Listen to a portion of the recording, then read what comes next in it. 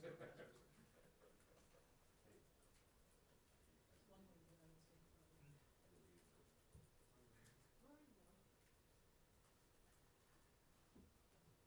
That was very sad. Okay.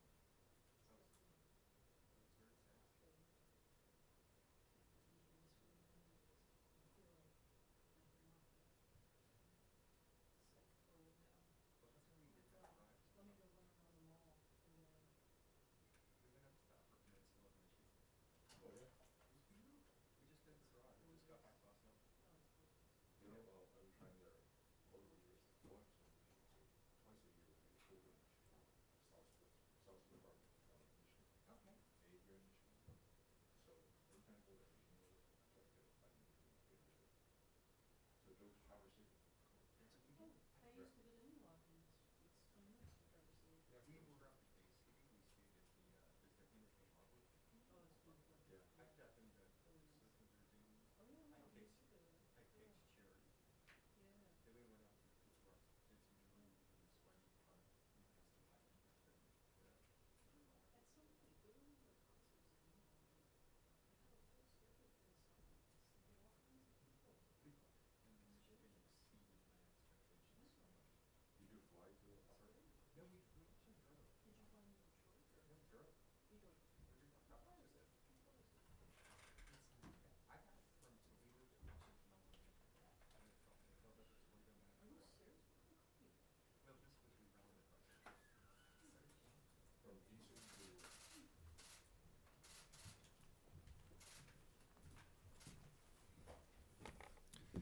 Good morning, everyone. Hope everybody had a great 4th of July, celebrating the founding of this great country. And a week from today, I'll be in Philadelphia talking about the work of the Unalienable Rights Commission. I'm looking forward to that.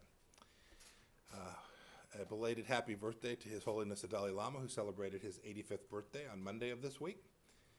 And a big welcome to Mexico's President López Obrador, who's in Washington today to celebrate the landmark USMCA trade deal coming into force alongside President Trump. I spoke with Foreign Minister yesterday. I'm looking forward to seeing him here in just a little bit as well. I think we'll have a great set of meetings over at the White House later on today. On Monday, Egypt released U.S. citizen Mohammed Amashra, who had been detained since March of 2019. Mohammed is one of many Americans President Trump's administration has worked tirelessly to get back home. And we thank Egypt for securing his release and his repatriation. But at the same time, we urge Egyptian officials to stop unwarranted harassment of U.S. citizens and their families who will remain there. I want to start today with the Chinese Communist Party. As with all unelected communist regimes, Beijing fears its own people's free thinking more than any foreign foe. We were deeply troubled to learn this week that the CCP detained Xu Zhanren for criticizing General Secretary Xi Jinping's repressive regime and the CCP's mishandling of the COVID-19 pandemic. He should be released. He was simply telling the truth. He should be released as soon as possible. I'll repeat a theme I've been talking about for months. The CCP has an enormous credibility problem. They failed to tell the world the truth about this virus. And now hundreds of thousands of people all across the world are dead. We need the truth. We still need the truth. We need to open up. We need to engage in a serious way with scientists around the world. And they now say they're going to allow the WHO to come in. That's great, but the WHO needs to be free to do its real work. We need to make sure the right people are there to engage in this investigation, and we need real answers, not a perfunctory political solution. This is about science, not politics, and the Chinese Communist Party needs to come clean with the world about this virus. You know, Beijing claimed for months that it reported the outbreak of the virus to the WHO. Now we know that's not true too. We know the WHO's country office in China reported the outbreak only after it picked up a media statement from the Wuhan Municipal Health Commission. Again, Beijing described Xinjiang's internment camps as vocational training camps. New reports of forced abortions and sterilizations add to a body of evidence that contradicts that. And Beijing said that for 50 years, they'd give the people of Hong Kong a high degree of autonomy. And you all have seen what's happened after only 23 years. Empty promises made to the people of Hong Kong and to the world. I want to give kudos to Google, Facebook, and Twitter for refusing to surrender user data to the Hong Kong government. Other companies should follow them and do the same. And a shout out to our Canadian friends as well. Canada has been strong in its response to Beijing's crackdown.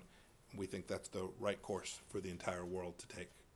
We're heartened to see, too, the United Kingdom have their vigorous debate now on the risk presented to the British people from Huawei technology being in their systems.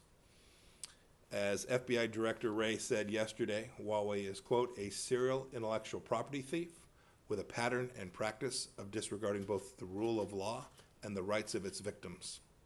I commend to you Director Wray's entire speech yesterday. It is worth the time to watch. Attorney General Barr will deliver a set of remarks in the coming days, and then I'll give what will be the fourth in a series of remarks. I want to direct everyone also to a letter that Undersecretary Keith Kroc drafted to CEO, boards of directors, trade groups, commercial and investment firms, alerting them to the CCP's use of slave labor in Xinjiang and providing them with a set of governance recommendations for how they should ensure that they are not part and parcel of this terrible practice. Last China item. The CCP recently filed a boundary dispute with Bhutan at a meeting of the Global Environmental Facility. From the mountain ranges of the Himalayas to the waters of Vietnam's exclusive zone to the Senkaku Islands and beyond, Beijing has a pattern of instigating territorial disputes. The world shouldn't allow this bullying to take place, nor should it permit it to continue.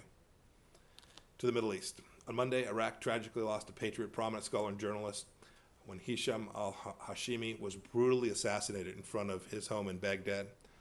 Dr. Hashimi had devoted his life to a free and sovereign Iraq and gave voice to the aspirations of the Iraqi people. In the days leading up to his death, he was repeatedly threatened by Iran-backed armed groups, and the United States joins partner nations in strongly condemning his assassination and call for the government of Iraq to bring to justice the perpetrators of this terrible crime and bring them swiftly to justice. In Syria, the actions of the Assad regime, Russia, and China to constrict the flow of life-saving supplies, medicine, and food have exacerbated an already terrible humanitarian situation on the ground. Just yesterday, Russia and China once again vetoed action at the UN Security Council that would have maintained humanitarian access to desperate Syrian communities. Over the last several months, Russia and the People's Republic of China have repeatedly abused their veto powers in the Council to support the Assad regime's strategy of starving its own people. Their calculus is clear. They believe there's no price to pay for their actions to the Security Council. They believe their partnership with the Assad regime will render political and economic benefits that outweigh any cost of conscience or moral obligation. It's our job, the responsible nations of the world, to increase those costs, document the human impact of these decisions, and use this example to remind the world of what these two regimes stand for. I also want to address the deteriorating and immobile oil storage vessel, the Saphir, that's floating off in the Red Sea. Some of you will remember, I've spoken about this before, I think. The tanker contains 4 times the oil spilled in the Exxon Valdez disaster. If it ruptures, it will devastate the Red Sea ecosystem and disrupt key shipping lanes in the Red Sea and the Bab el-Mandeb. A disaster like that could prevent desperately needed food aid from reaching a Yemeni population already in terrible, dire conditions. The Houthis have blocked UN officials who need to board the vessel and in order that they may do the work necessary to prevent massive environmental damage throughout the region. The Houthis must grant access before this ticking time bomb explodes. And speaking of the Houthis and bombs, last week, a United Nations report confirmed that the weapon shipments the United States interdicted back in November of 2019 and then again in February of this year were of Iranian origin. You'll recall that when we said that, the Iranians denied it. The UN has now confirmed this. Iran is not abiding by the UN arms embargo restrictions that are due to expire in less than 4 months now. Now we've interdicted another shipment of weapons heading to the Houthis. On June 28th, U.S. and partner forces interdicted a vessel off the coast of Yemen with illicit cargo, including 200 RPGs, more than 1,700 AK rifles, 21 surface-to-air and land attack missiles, several anti-tank missiles, and other advanced weapons and missiles. The Security Council must extend the arms embargo on Iran to prevent further conflict in the region. No serious person can possibly believe Iran would use any weapon it receives for peaceful ends. Contrast the Islamic Republic of Iran's illegal gun running with America's work to help our allies and partners defend themselves. On Monday, we notified Congress of $7.5 billion worth of defense sales, from new rotorcraft capabilities for countries like Lithuania and Indonesia, to new ISR platforms for NATO ally France, to increased infantry mobility in the Stryker platform for Argentina. The United States is meeting the high demand for our allies and partners for American gear to defend their nations. We're strengthening our security partnerships, building capacity, and supporting the American manufacturing base. And now turning to Africa, we're making progress in helping Sudan's transition to a more democratic and peaceful way of life. At the Sudan Partnership Conference back on June 25th, the United States announced it will provide $356.2 million to support the Sudan democratic transition, including more than $85 million in development and COVID-19 assistance. And finally, I'll close here, as one of our expanding security relationship with the Republic of Cyprus. For the first time, the Department of State intends to provide international military education and training funding to that country, contingent on congressional appropriations and our notification of Congress. This is part of our efforts to enhance relationships with key regional partners to promote stability in the Eastern Mediterranean. Happy to take some questions. Nadia, go ahead. Good morning, Mr. Secretary. Nadia, hi. You oppose the release of Mr. Qasim Tajuddin, although you said that you abide by the court decision. Does this hinder your effort to go after high-target financier of Hezbollah like Mr. Tajuddin? And what does it say to the people who oppose Hezbollah and the people who are trying to support them financially? And in that regard, for the first time we hear Hassan Nasrallah, the leader of the group, yesterday saying that he welcomes U.S. assistance to the Lebanese government. Do you see that, although he said U.S. is an enemy, but do you see this as a way of trying to open some kind of dialogue with the U.S., considering that they released this person, Mr. Tajuddin? Yeah. So we do everything we can to enforce the sanctions that we have put in place against terrorist figures, including those who have been designated under the Hezbollah designations. We've urged other countries to designate Hezbollah a terrorist organization as well. We continue to believe that they present an enormous risk, and their behavior indicates that they are, in fact, a terrorist organization that is intent on causing harm to the West, and most in particular to our partner and ally in the region, Israel. Second, I didn't see the remarks that you described from Nasrallah. I did see him say that they should take Iranian oil. That I saw. That would be unacceptable for them to do that. It would be sanctioned product for sure, and we'll do everything we can to make sure that Iran cannot continue to sell crude oil anywhere, including to Hezbollah in the region, so that that the resources that fund and underwrite the world's largest state-sponsored terror won't be made available to them because they were able to sell some crude oil product or some petroleum product to Hezbollah. Sorry, just to follow up quickly, but many people will see the release of Mr. Tajuddin as a victory for Hezbollah, and they might be using it as that, and this is why he said we welcome any U.S. assistance and we don't mind it. Yeah, there can be no mistake what the United States has done and will continue to do to put pressure on Hezbollah, and also to try and assist the people of Lebanon at building out a successful government. The other component here, of course, is Lebanon's incredible struggle to conduct the reforms that are necessary to make sure that the Lebanese people who have been protesting in the streets, simply demanding a government that's not corrupt, that is engaged in behavior that benefits the Lebanese people, that's our mission set. Hezbollah is a terrorist organization, and we are supportive of Lebanon as long as they get the reforms right, and they are not a proxy state for Iran in Lebanon. We have a very bad thing for the people throughout Lebanon, and we hope that doesn't happen in Beirut. Nick Shafrin? Good morning, Mr. Hey, Secretary. Nick. Thank you very much. Can we do WHO and Iran, if I could? Sure, US, give it a shot. U.S. law mandates that the administration follow through on the financial pledges to the WHO before the withdrawal next year. Can you tell us how much the U.S. has paid of that, and whether you intend to follow through on the commitments? And Iran, What's the message Iranian leaders should draw from the explosion at Natanz? Do you believe it was accidental or deliberate? I'm not going to talk about the second question. With respect to the first one, we provided notice yesterday to Capitol Hill of our intent to withdraw from the World Health Organization, something we had talked about, and we had communicated to Congress even in the informal process that this was our intention. The President, we formally did that from the State Department yesterday, consistent with the President's guidance. We will work with Congress with respect to the appropriated funds. We'll get it right. But the President has made very clear, we are not going to underwrite an organization that has historically been incompetent and not performed its fundamental function. There's a real focus on the failures that took place around Wuhan and the World Health Organization's fundamental inability to perform its basic core mission of preventing a global pandemic spread. But don't forget the history. This is an institution that got it wrong on SARS, it got it wrong on Ebola. The United States had to create its own system, PEPFAR, to do the work to prevent and come up with solutions to the HIV/AIDS problem. We did that. The United States did that. The World Health Organization has a long history of corruption and politicization. And it's not that it doesn't get some pieces of their program right. That's certainly true. But on balance, this organization has not been able to deliver on its core mission for decades. We tried, Nick, desperately. And we, in fact, got some reforms through back a handful of years ago. But the WHO leadership clearly has been able to execute and implement them in a way that can prevent the kind of global pandemic that has destroyed hundreds of thousands of lives and cost the global economy trillions and trillions of dollars. That is not an organization that the administration has any intention of underwriting. Marina, go ahead.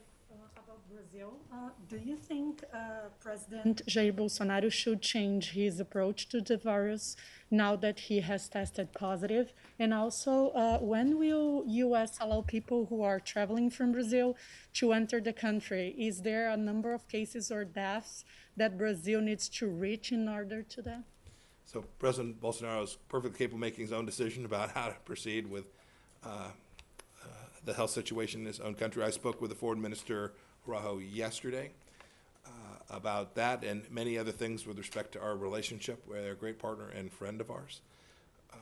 As for when we can get travel back open between our two countries, the relationship with Brazil is no different than any other country. We are putting in place a set of metrics that will determine when it's appropriate and safe for the American people to allow travel to come from other countries. We'll evaluate each country separately and make informed decisions based on science and reason, not politics. We're going to get this right. We're going to make sure that we do everything we can to get our economy back open just as quickly as we can. We have a big team here at State, we have a big team at Department of Transportation, at DHS, Vice President's Task Force, all looking at this challenge.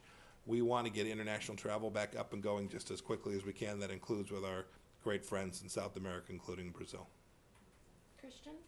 Thanks, Mr. Secretary. A couple of questions. First, on COVID, curious if we could get some updates on the negotiations to end the travel restrictions with the European Union.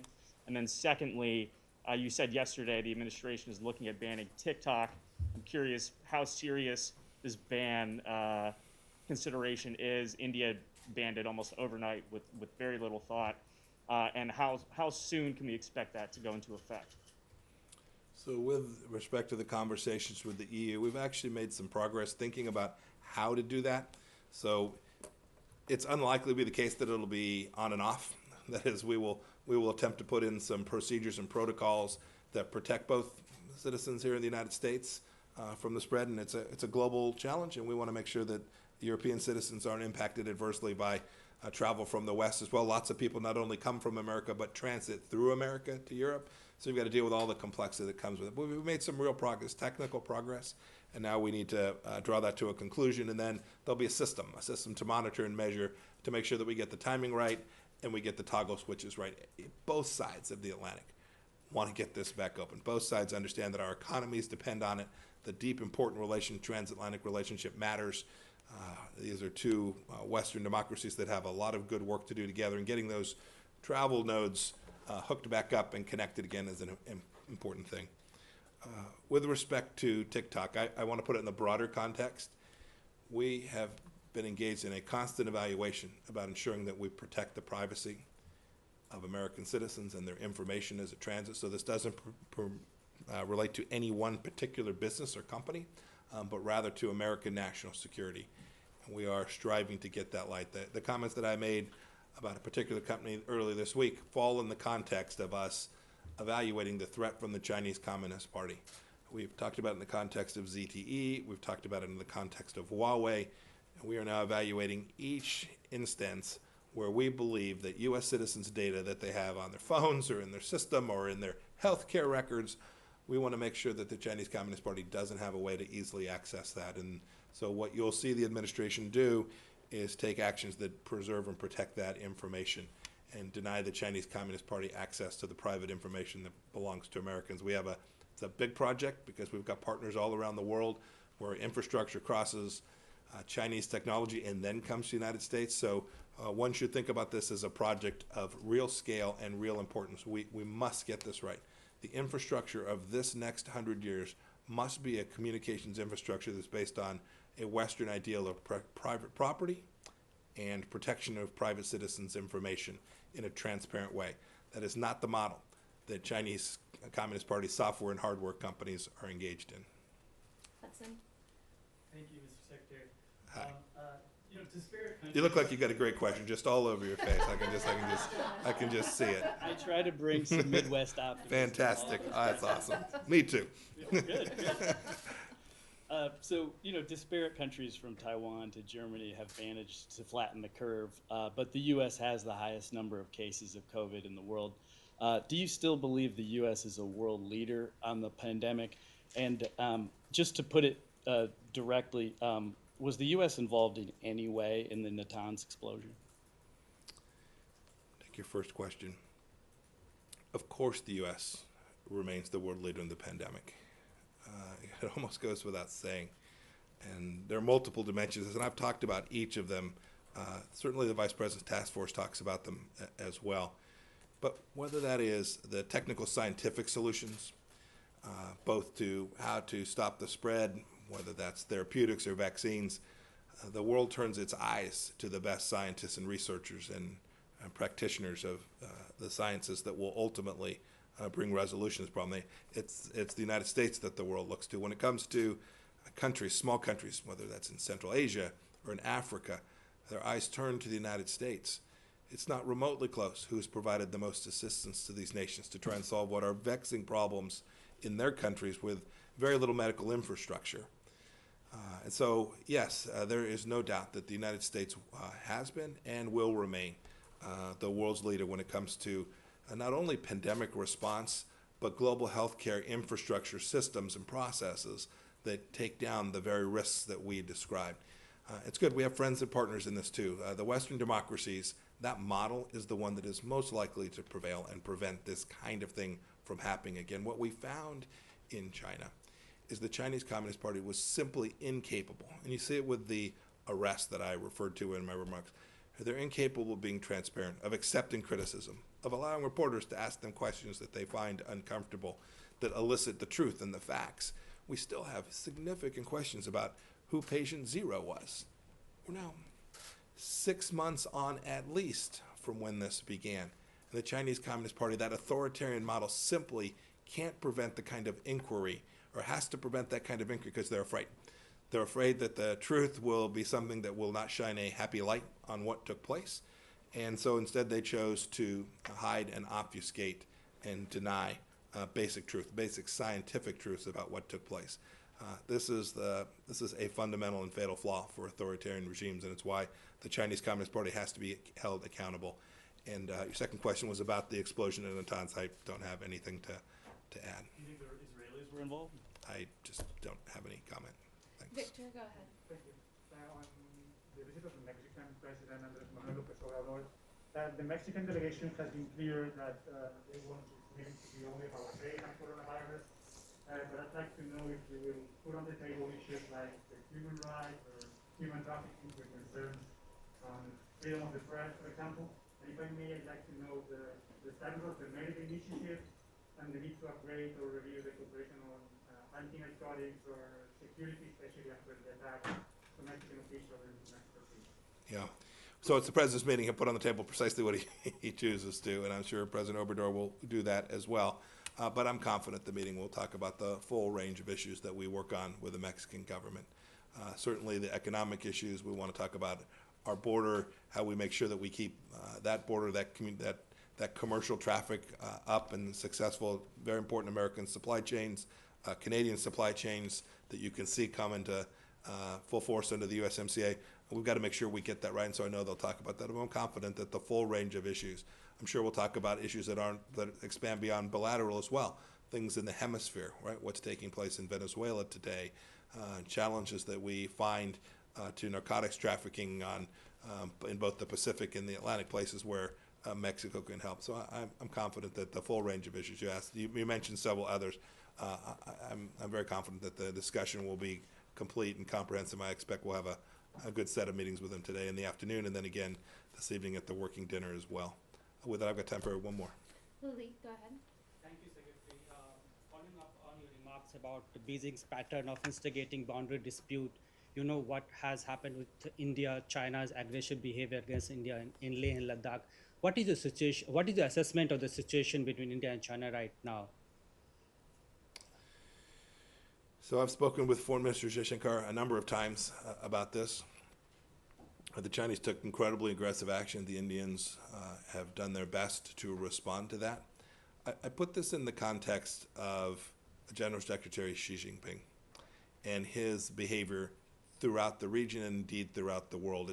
I don't think it's possible to look at that particular instance of Chinese Communist Party aggression in isolation. I think you need to put it in the larger context.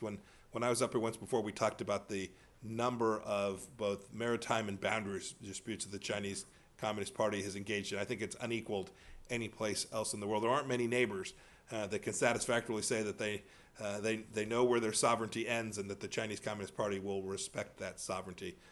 That's certainly true now for the people of Bhutan as well. This is what the world must come together to respond to. This increasing revisionist effort that the Chinese Communist Party is engaged in is something that President Trump has taken incredibly seriously. The United States hadn't done that in previous administrations. We respond to this in a way that we think is appropriate, and we have attempted to communicate to the Chinese leadership that we are serious about this. When I say we, it's not just the United States. We will start very shortly a dialogue with our EU friends on how we collectively can respond to this challenge from the Chinese Communist Party, and I am confident. I'm confident that I think what's happened with the spread of this virus from Wuhan, China, I think the world has seen the true colors of the Chinese Communist Party, and I am convinced more than ever that the free peoples of the world will come to understand the threat that's presented, not only internally inside of China, but importantly that the impact that General Secretary Xi has on the world is not good for free peoples and democracy-loving peoples, and the world will come together to respond to that in a way that is powerful and important and will preserve sovereign nations operating under the rule of law in the way that we have all come accustomed to and benefits people all across the world. Okay. Thank you. I'm sorry, I'm going to have to take off. Thanks, everybody. Have a good day.